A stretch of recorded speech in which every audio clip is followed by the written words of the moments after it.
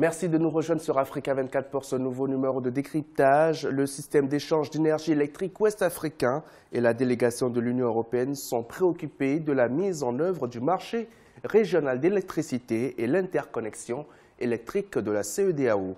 Les administrateurs de l'EOA ont échangé avec la délégation de l'Union européenne sur le nouveau plan directeur 2019-2033 pour la production et le transport de l'électricité en zone CEDEAO. Un master plan qui a été financé par l'Union européenne. Décryptage reçoit l'ambassadeur chef de la délégation de l'Union européenne, Olivier Netz. Quelle est la mission de l'Union européenne pour le développement du secteur énergétique de la CEDEAO? Nous avons une relation forte avec le Bénin, en particulier, mais avec tous les pays de l'Afrique de l'Ouest. C'est les relations politiques générales, mais c'est aussi des relations qui portent beaucoup sur la coopération pour essayer de changer la vie. Pour nous, c'est important. Pour l'Afrique de l'Ouest, c'est important. Et l'énergie est un secteur clé pour transformer l'économie. Et donc, il est assez logique que dans notre partenariat, nous accordons beaucoup de place à l'énergie et notamment aussi à l'aspect régional. Votre institution a reçu officiellement le nouveau plan directeur 2019-2033 pour la production et le transport de l'électricité de la CEDEAO réalisé par le système d'échange d'énergie électrique ouest-africain. Quelles sont vos appréciations? La CEDEAO et le WAP en particulier, dont je salue le secrétaire général, sont tout à fait cruciales pour transformer le secteur de l'énergie en Afrique de l'Ouest. Pour une raison très simple, vous ne pouviez pas le faire au niveau purement national. Les marchés de l'énergie moderne sont d'ordre régional. C'est vrai de l'Europe, c'est vrai de l'Afrique.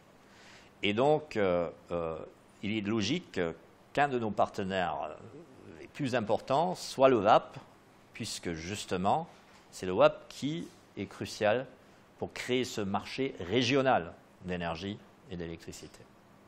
Qu'est-ce qui a motivé l'Union européenne à financer la rédaction de ce plan? L'étude, là qu'on finance, c'est une sorte de mise à jour d'un plan qui existait déjà, puisqu'il y a une nouvelle impulsion politique, il y a une volonté forte des hommes politiques de la région, c'est décidé ici en Afrique de l'Ouest, de mettre l'énergie au centre en fait des politiques de renouveau et de transformation économique. Et le WAP, un partenaire de longue date, joue un rôle clé, un rôle absolument fondamental pour aider à créer un marché régional.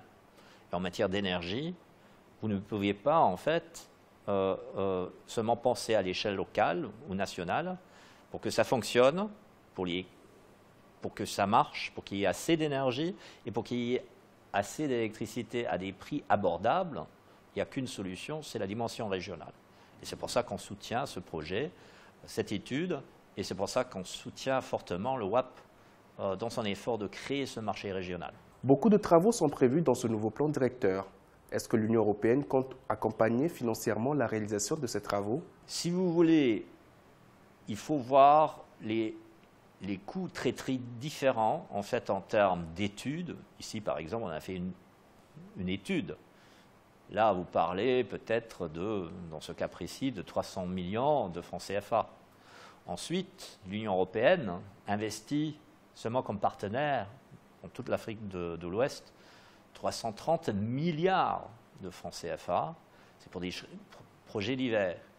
Mais les coûts d'ensemble, en fait, sont beaucoup plus importants du côté des pouvoirs publics et encore des investisseurs. L'énergie aura besoin d'investissements massifs pour transformer les économies de l'Afrique de l'Ouest, vraiment massifs.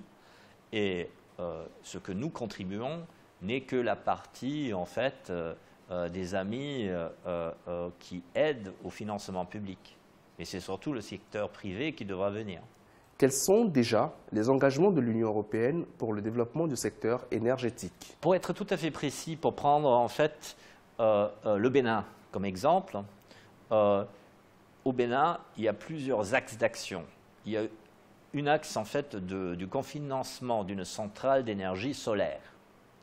Parce que l'énergie solaire, évidemment, est un atout pour l'Afrique.